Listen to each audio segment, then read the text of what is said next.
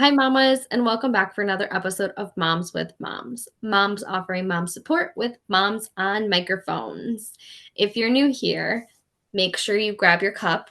Perfect timing. Kristen is already drinking. You can drink whatever you want. I personally drink out of coffee mugs because I love coffee mugs. They're big and I feel really cool. Today I'm boring. I'm drinking water because I'm a mom and I need to wake up early and I can't drink wine tonight because I'm on baby duty. What are you drinking, Kristen? I have tea today, so I can go to sleep after this. But I have my That is leftover McDonald's cup here full of water too, because I'm a mom. We went to McDonald's, bad mom, but whatever. you gotta do what you gotta do. Yeah. If you're not new here, welcome back. So we talk about taboo things in pregnancy, postpartum, and parenthood. And when Kristen and I were kind of talking about what we were going to talk about, she talks about miscarriages, which trigger warning if you've had a miscarriage. Please be careful with yourself and be mindful. If you are not at a place where you're ready to listen to this, don't, and that's okay. We talked about miscarriages It and won't be that emotional. It'll be fine. It'll be fine. and we talked about like unhealthy, not unhealthy, like dangerous pregnancies and high risk pregnancies. And I think that's a topic that her and I kind of decided that's what we were going to talk about. And I kind of want to help some moms if you're having high risk concerns or moms that are maybe going to be pregnant soon and want to know kind of what works and what doesn't. So before we get started, of course, Kristen, tell us three things that our listeners should know about you that is not mom related.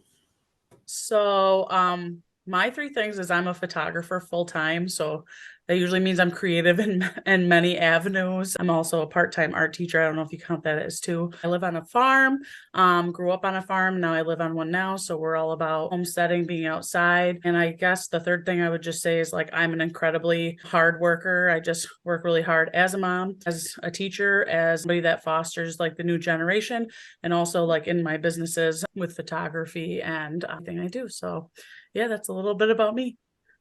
And I'm from Um, Sequoia, I was gonna like say, well, we're Courtney. both like we are alum. So Kristen and I have been basically in like everything together. We did Track, all the sports, all the drama clubs, drama club. everything.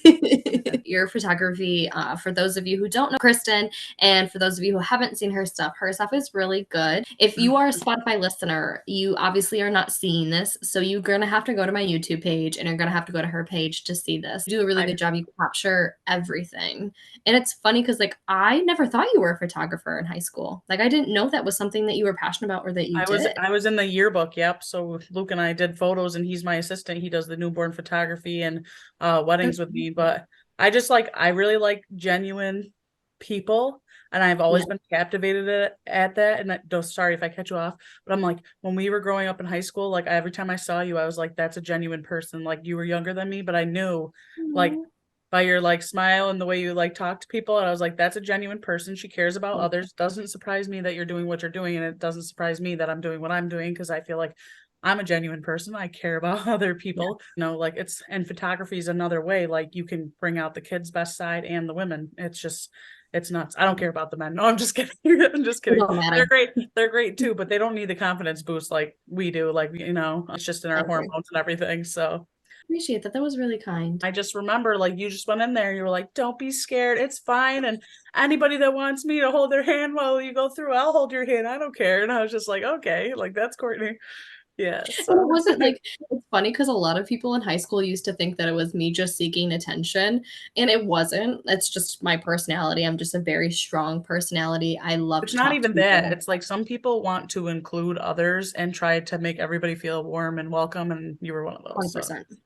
yeah. 100%. I I I do. was like that too, but then I'd tap out and luckily I had Luke, I married him. He was my boyfriend. So I was just like, let's just do our own thing and I'll calm down for a little bit. Then I can go back to that again. So Yep. It's yeah. so funny. And it's funny because like Luke is Kristen's high school sweetheart and they are the epitome of like the perfect couple. Middle It's that school. couple, oh my God, since middle school, Yeah. they're the epitome of like disgusting love because you guys are so in love and so perfect that it's like, is this even real life?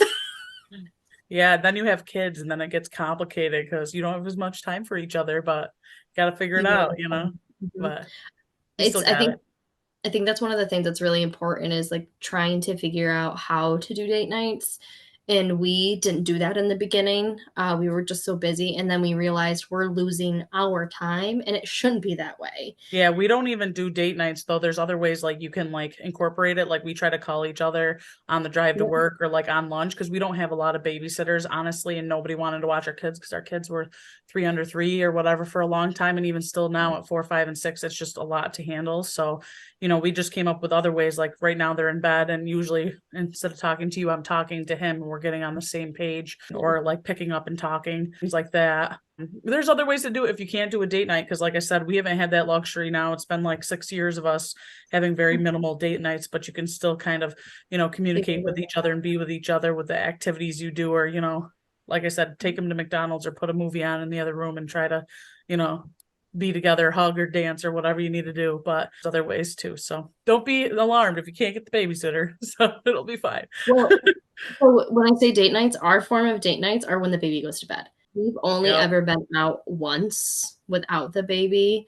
Well, no, twice. And it was my dad watched the baby and then my mom watched the baby.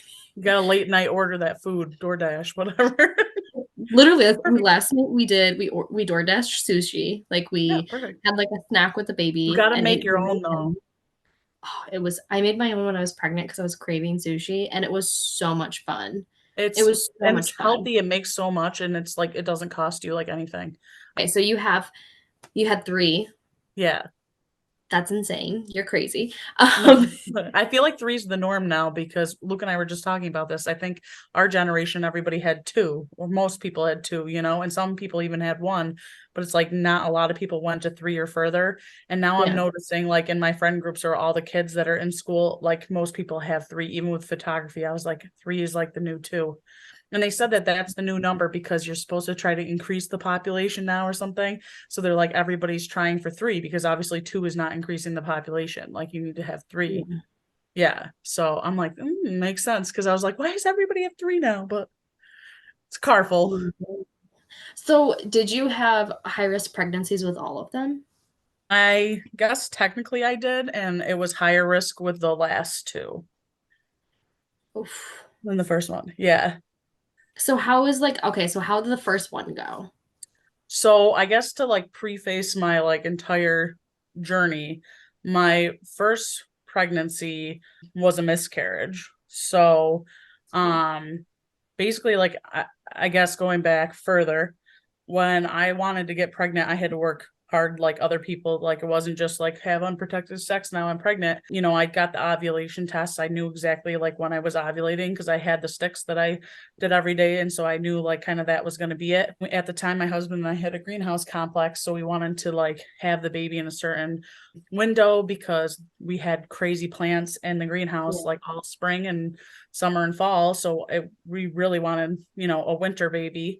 So we got pregnant, whatever. And I started to tell some people, I ended up miscarrying. So at the time, I was like having spotting or whatever. And I went to the OB like the next day or whatever. I think because it happened on a weekend, I had to wait a while. And when I went in, they did the ultrasound and I was still like traumatic because she came in and said, congratulations on your pregnancy. But then she said, you actually are miscarrying. And I said my heart and like stomach never did so much like 180ing that fast that I like Mhm. thought I was going to instantly throw up because I was so excited. Like, I was worried that I was miscarrying. And she's like, congratulations, you are pregnant. And I was like, woo. And then she was like, you're miscarrying. And I was just like, what the heck? And for me, like the scariest part was that I had a doctor that was leaving, which I was unaware of because I'd never been to the OB before getting pregnant, which is crazy. Yeah, my mom That is just didn't have crazy. me go and I never did. And I mean, I was young-ish having the kid. So like I said, I mean, that was my first experience. And they said, we need to rush you into surgery. We think it's a molar pregnancy, which if you don't know what a molar pregnancy is, it's like, Mhm. it's not really developing into a baby or whatever. And they said it could be cancerous or whatever. Like you have to go and have the DNC or whatever. So obviously I was scared. It was like a Monday and they're like, you need to report like at 7 a.m. Tuesday. And I was like, like I didn't know it was like such a big deal. So like for Yeah. me, I just felt super rushed, and I was in the hospital. I had like a difficult patient next to me that was complaining, and I was emotional, and I just kept telling the nurse like, I don't even know what's going on. Like, why am I here? Why do I have to do this? And then eventually my doctor came in, who I've never seen before, because like I said, I've never been to the OB, and she was just like, no, we're not rushing you. This is just my last day here. So I wanted to get your surgery in because I'm moving like across the country. And I was just like, oh my freaking God. Yeah. So that was crazy. And like I said, just the emotion of like my cousin getting pregnant and everything and people around. I mean, it's always a trigger. Everybody will tell you, everybody around you is like a trigger. They're all getting pregnant and yet you're having difficulty. And if you don't have a baby to squeeze, it's like so hard. So your doctor, you felt rushed, but your doctor was like, "No, I'm leaving and I want to get this done." Yeah, which made sense, but I Okay. just didn't get much time to think about it. Like I said, it was really dramatic. And yeah, I mean, I felt so uncomfortable. I ended up like switching offices from that office because I was just like, I feel like that was kind of the wrong way to handle it. Like the practitioner came in and said, congratulations, and like flipped me on my head. And I was rushed. And I was just like, that was so terrifying. And so, like, that's like one of the points too that I'll talk about a lot is like, sometimes we're like unaware of what's going on. You can't really advocate for yourself. That's like something like I want future people that are pregnant to do because I think it's a lot different now than even when I was pregnant. And we're only talking 6 years ago when I had my first. My son's going to be 4 soon. So 3.5 years ago, I was pregnant for him. But I'm like, nobody like really told me what was going on and told me I had like options. And I was just kind of like told this is what's happening. And it's like very scary. And it almost like I have post traumatic stress from like all of my pregnancies because of what led on, as we'll get into it. But I'm like, I think, going forward, I can already see there's TikTokers and people talking about this. Like, you don't Yeah. have to do what they tell you to do. You can have some control. But the thing is, like, I was just always met with animosity, or like, I don't really understand the term gaslighting, but I think that's kind of like what was happening to me by some of the doctors, like they were my way or the highway, and there's no way we're going to like discuss this with you, and you're just doing it. I had that so many times, and it's like, it really runs you ragged after a while. And I think that's why even my husband and I, we like stopped having kids because it was just really emotionally exhausting as much as you want a big family and everything. It's just sometimes when you're in that high risk situation or like, you're at the mercy of the doctors, it is what it is. And hopefully we'll get, different people around here that advocate for you. Like I know the nurses advocate for you, like to no end, but like I said, I feel like I was steamrolled a little bit by the doctor. So that was my first miscarriage anyway. And luckily, the doctor that I did have, I was thankful I did have her after the whole thing was said and done because she said, most doctors, after you have a DNC, say you need to wait like a year to get pregnant again. And she's like, all the research I've done said you only need to wait one cycle to get like the weird tissue gone, and then you can Yeah. try again. So I did, and I got pregnant, and that was Helena. So she was my first, she was my rainbow baby. And with her, I didn't really have too bad of a pregnancy. I was high risk because I had gestational diabetes, which like I'm technically pre-diabetic, but I never ate enough to like, show high blood sugar. Like my A1C was always like under 5, which is like unheard of for blood sugars. If you know anything about it, it was always like 4.7, 4.8. So they're like, you're not diabetic, but I'm like, yes, I drank that drink and I failed.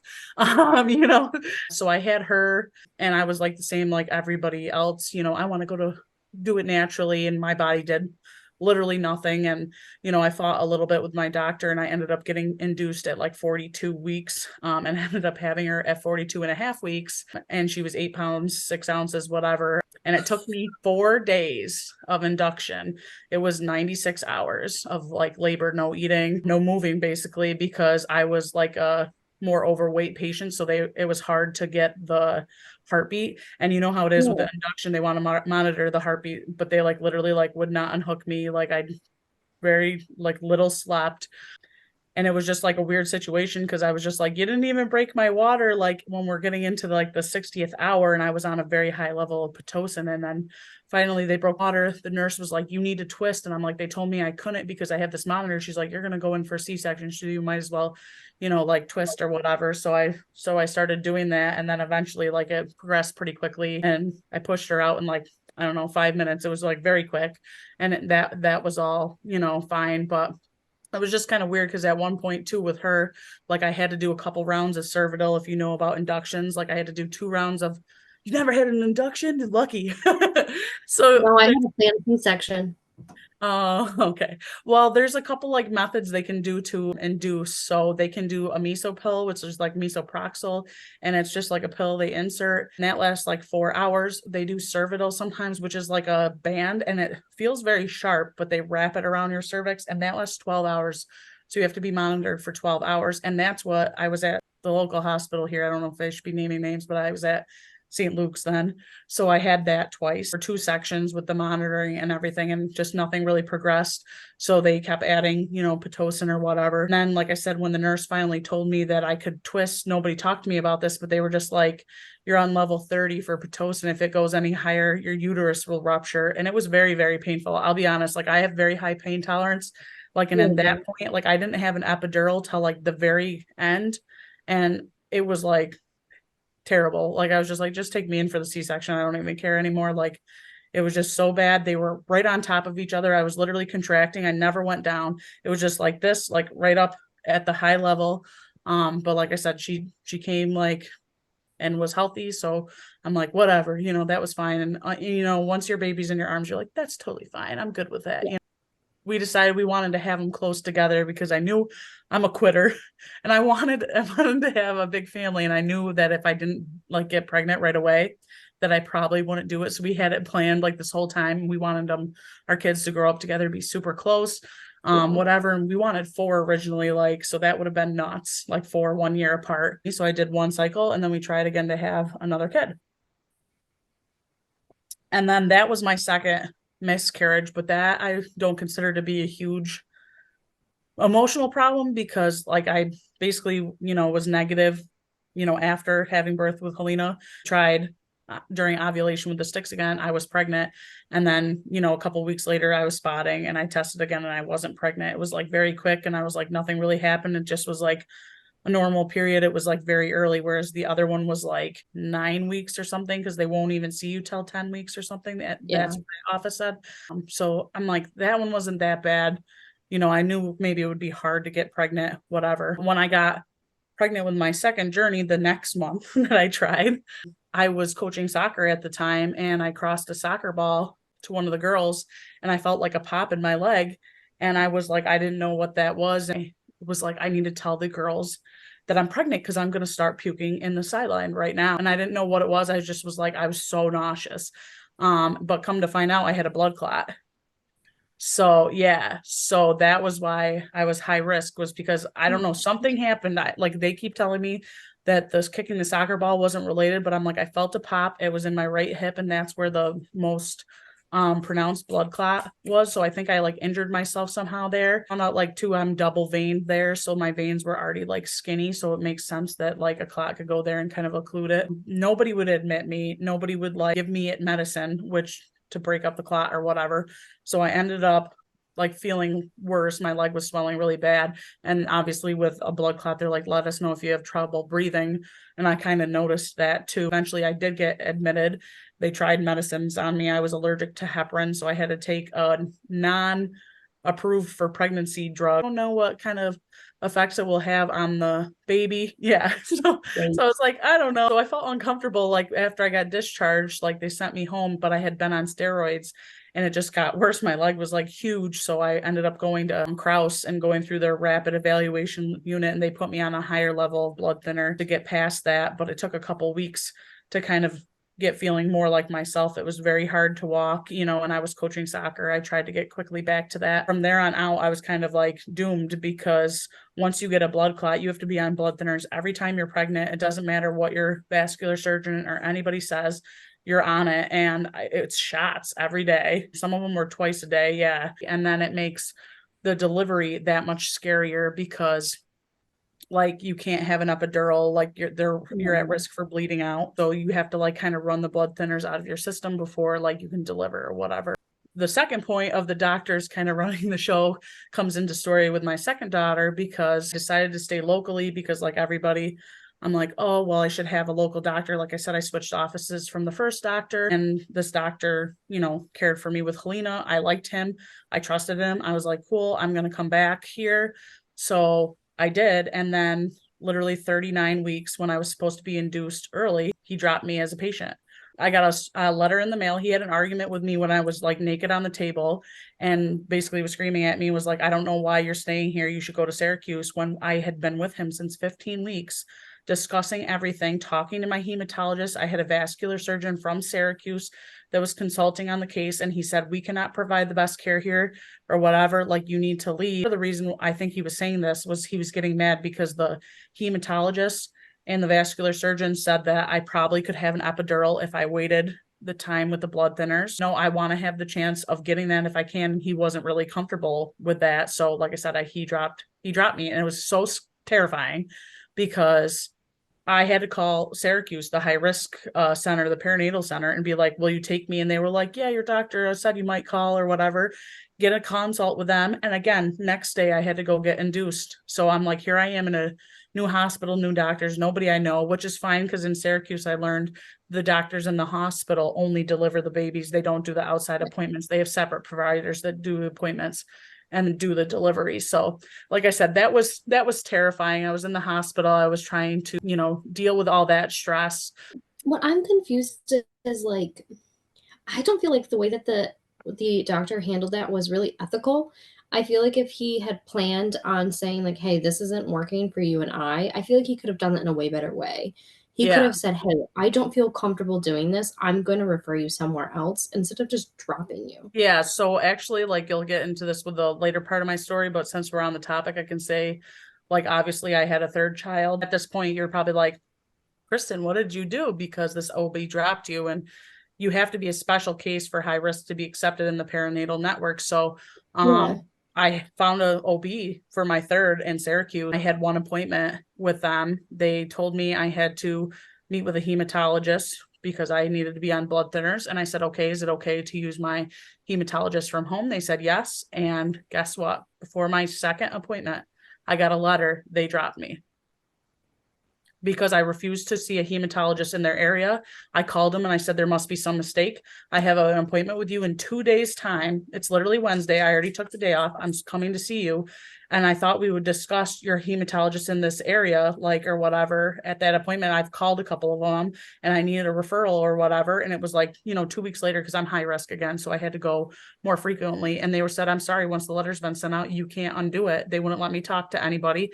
And they literally just dropped me. So I got recommendations from somebody else. I went to another office, and then it ended up being that the perinatal network, they wanted a consult with the perinatal network, the high risk place, and the high risk place said, we're just going to take you as our patient anyway. So like I said, I was totally trapped. I'm like, here's the first OB I went to with my daughter that told me Mhm. congratulations and rushed me into surgery. Here's the second one in the area that totally dropped me. There was nowhere else to go here. So I go to Syracuse. They dropped me. And I was like, there's nowhere to go. I'm a high risk patient. I need like the blood thinners and stuff according to them, even though my hematologist said you're fine. But the OB books, I guess, said you have to be on the blood thinners, even if because like they said, after 6 months, your blood clot is old. It won't move. It's like cemented in there. There's, increased new blood pass. That's why you get varicose veins. Or like I said, I was double veined. So there are two different pathways. They just didn't care. They're like, this is the OB book and I'm delivering your kid and you're going to do what I ask you to do or else. And I mean, that's why I said too, for me, for the talk with you, I'm like, I just want people to advocate for themselves or move or go 100%. somewhere else. For me, like I said, I just felt like there was no one else because I had gone to 4 people. And honestly, I had at one point called other people in the area, and I'd called the office that I had gone to with my daughter. And the second doctor said that he heard from that doctor that I called him and was fishing around, and that didn't show good character on my part. And I was just like, oh, okay. Yeah, it was crazy. Like, even when I would complain about things, I felt like I wasn't heard. When I got to my son, I had already been dropped by this other office. I went to the second office. They wanted me to get the referral. That office, like I said, poached me from them. From there, I didn't have a choice in which doctor I was assigned. And I was assigned a girl, which I don't understand. She kind of treated me like this, but she always like just thought I was lying. COVID happened, the COVID shutdown. So I was due with him April like 15th or April 12th originally. I didn't have them till April 27th, but everything shut down in March. And when it shut down, I was home taking care of them. what were my kids at the time? Like almost 1 and almost 2, I guess. I hurt my hip. So when I went to the doctor for the next appointment, I told her I hurt my hip and I thought I was like leaking fluid or whatever. I wasn't sure what was happening. I was exhausted, obviously, from COVID. And she literally was like, "You need to stop trying to get me to induce you earlier because you're mad about the due date." That's what she told me. And I was just like, I have never had this happen before. I can barely walk. And Luke wasn't allowed in the appointment because this was like COVID where they just COVID, had shut yeah. down. When I went to the hospital to have him, it ended up being like pretty traumatic. And I was probably screaming for like a half an hour or two till I eventually said, I'm turning over and pushing. And they finally let me because they told me I couldn't. And he came out. They grabbed my knees and pushed them to my face. And I told them, and I'm very strong. Like I like could have probably have knocked him over, but they like had my back up almost. So like my back wasn't even on the bed and they were holding me there. And I said, let go of my knees. I need to like, relax so that I can like bring him back up and push again. And they were like, you need to push now. You're killing your kid. You need to push him. They pushed Luke out of the way. And I passed out because they wouldn't let go. And I asked them 3 times to let go of my legs. I need to push. You're not letting me push. Let go of my legs so I can push. And they were like, you're killing him. And he needs to come out right now. So, like I said, I passed out. They pushed on my stomach and did the smelly salts thing, whatever. And then when I came through, I finally they had my legs down, so I pushed him up and pushed like right away. He came out the rest of the way. They cut the cord and they took him off. And I was just like, I don't even know what happened. They took him for so long. I kept asking, like, where's my kid? Can I have my kid back? And they're like, they're checking him. They're checking him. Then don't they bring him back though? And they're like, he had an APGAR score of 9. He's totally fine. Here's your kid back. And I was just like, what was that? What was that? But it was just so many little things. And I was like, it was so traumatic. Like my husband's like, I thought you were gone there, passed out. Like they just weren't supportive, thing just through and through. And I'm just like, I just want it to be different for the other people. Like I've heard stories, like we were actually just talking about pregnancy stories at school, and like a couple of the women there were telling me like how they went spontaneously into labor, whatever, and like how easy the pushing was and stuff. But like, with my son too, like my Pitocin was at 30. I just really felt like in prison the whole time. It was just so many situations. Like I said, I think I have PTSD from like all of that. I don't trust doctors. Like I've been stuck with so many needles. Like I had delayed epidurals so many times because doctors just basically were like, there's no one here to give you one, or I'm just going to do this real quick. And, and it's very painful. Like, I mean, I did the balloons and all the checks, which with nothing, no numbing, no anything. And Yeah. it's just like, it was a lot, and some of my friends say that they have easy labors or like they did the home birth, and I'm so jealous because like I think I really do have like a high pain tolerance, and I think like I could really have babies well, like I think I could, but I'm like I just don't like how I was pushed so hard, and Yeah. it's like almost to your breaking point. And like again, when they give you the kid, it's like sweet victory. I have done it, but it's like I was basically being tortured, like in my mind. I'm like, I really did feel like a prisoner, and like there was nothing Luke could do to help me. I was just stuck to the Yeah. bed because I was bigger. I couldn't move. I couldn't, make my own choices, and they would just do things to me that I I didn't have a say in. So, like I said, that's kind of what I wanted to talk about. Like I know that's probably not what you were thinking, but I'm like, I just want the No, I women, think this is good. yeah, yeah, they you need to advocate for yourself. And 100%. like even too, I want to say about the hip injury, the importance of this, because I didn't circle back. After I had Nolan, they did evaluate my hip and they said I tore something. And they said it's very common for pregnant women to do that. And this is the midwife at the hospital telling me this. And she's like, you should have had a C-section. It's very painful when you have a kid with that. And I was like, interesting. Like my blood was boiling. I was so upset. And like I said, there's just nothing you can do. Like you can't, they won't help you. They just do it their way and they'll pull your knees or do whatever they want. And it's just crazy, Well, I feel like too is when you're not saying that you're not educated because you are smart, but like when you're not a doctor and you're not educated, you're going to listen to what your doctors say and you're not sure if you should fight it or not because it's like, okay, this is what my doctor's telling me. Like, why am I going to fight with my doctor? Right. Like, and I think that's the issue is the doctors kind of, you're right, they do kind of gaslight you. And if you aren't someone who's able to kind of say, like, hey, this isn't right, or hey, I'm not sure if I agree with this, then you kind of do get stuck. And I think, Right. again, unfortunately, a lot of women don't stand up for themselves. Yeah, but the problem is too if you do the like I said the OBs or whoever you deal with because I actually had a cancer person going through cancer treatment that said the same thing like I said basically about my OB experience. It's Yeah. like their way or the highway, and if you try to find somebody else, like that's a huge no-no. They're so mad at you, and it's like you're just trying to like find out what works. Sometimes like works for them doesn't work and I'm like you're going to deny me like any comfort or any like rest. Like I was horrified that it was going to be 4 days of me just suffering with nothing, and he's like, well, you had a kid. So, I mean, like, you got pregnant again. Funny, like, I won't even do something for teeth anymore. Like, I'm horrified to get blood drawn. Like, I have thyroid problems, too. And I'm just like, I like, just get back into that. Like, I have trauma. So do you think that if you had the ability, you would have had a doula? I tried to get a doula on my third one and they weren't interested because they said that it's too big of a situation that there wasn't any really control they could have because I like looked into it and was gonna hire somebody. Like you really just they were like, you can't do anything. You're on blood thinners. Like they're gonna do what they want. and they did. So if you could give like three pieces of advice to moms that are in this situation, not even like high risk or anything, but like what would be the three biggest pieces of advice you wish you could give to moms?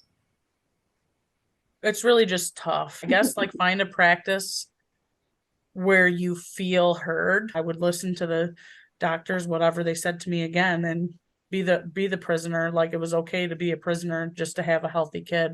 You know what Yeah. I mean? So, like I said, just try to watch those videos that people are putting on TikTok and don't look into it too intensely and try to advocate in the moment for yourself. Like solo labor is okay. You want to be comfortable and you want to feel empowered. I think honestly, like it should be less taboo to talk about this kind of stuff like openly. People have been treating like sometimes, not all of them, women in the vulnerable position like that for long, and it's hard because you were helpless. You Yeah. like I couldn't run out of there. I needed to be there. I couldn't have gone somewhere else. They know that and they just will do whatever. Talking more about it will like raise more awareness for certain similar situations and you can kind of go from there. But really, sorry to talk so much, but you don't know how your body's going to respond to things.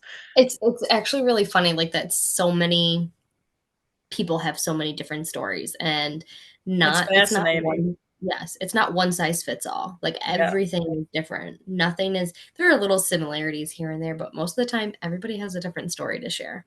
right. So yeah, so advice is like ask the nurses, ask however many people you can, find somebody that will, I guess, see eye to eye with you, you feel comfortable with. And if ever they don't think you're serious or like, pull crap, I guess, as hard as it is to leave, you need to leave or just don't go to the next appointment. Honestly, I was like, I should have just not gone to the appointment, drove to whatever hospital I thought was the best and went in there and said, like I'm high risk, I need to have this baby. Will you induce me or whatever? Take my insurance and seeing if they would do that labor. But find somebody that supports you, and share your story so that everybody can kind of get on the same page and understand what goes on. So Absolutely. to bring me back for all these other TED Talks because I'll just talk forever. All right. Let's All right. cheers. Oh, now I got my water, McDonald's cup. Totally okay. Water Cheers. tastes better out of these things. It does. After you get one, you're like, I gotta put some fresh ice in there. Thank you again for Yes, thank you. joining and also sharing. And I am excited for you to come back for round two. We'll just have to plan it. Anytime. We can do it tomorrow. I don't care. I'll keep going. You can learn my entire story. All right, I better stop talking. Okay. Bye. Have a We good can- night. Thank you. Thank you. Bye. Bye. Thank you, mamas, for joining us for another episode of Moms with Moms. If you like this episode, hit the like button now. If you want to see more content and you want to see some shorts, you need to subscribe now. Because if you don't subscribe, You're not going to know when I do some funny shorts or when I do car chronicles or, when I drop a new episode. So make sure you hit the subscribe button. If you want to see reels, cooking videos, basically all the stuff, make sure you follow my Facebook and my Instagram. And then for the real, authentic, non-filtered version of me, you definitely need to head over to my TikTok. And for all my Spotify listeners, make sure you look into my description because my description actually will have all of these so that way you can go and follow them all right now. And if you are on Spotify, make sure that you also hit the follow button because then when a new episode pops up, it's just going to pop up right into your Spotify. So thanks, mamas, for joining me for another episode of Moms with Moms. And remember, moms, we're surviving and thriving because as moms, that's what we do. Bye, besties.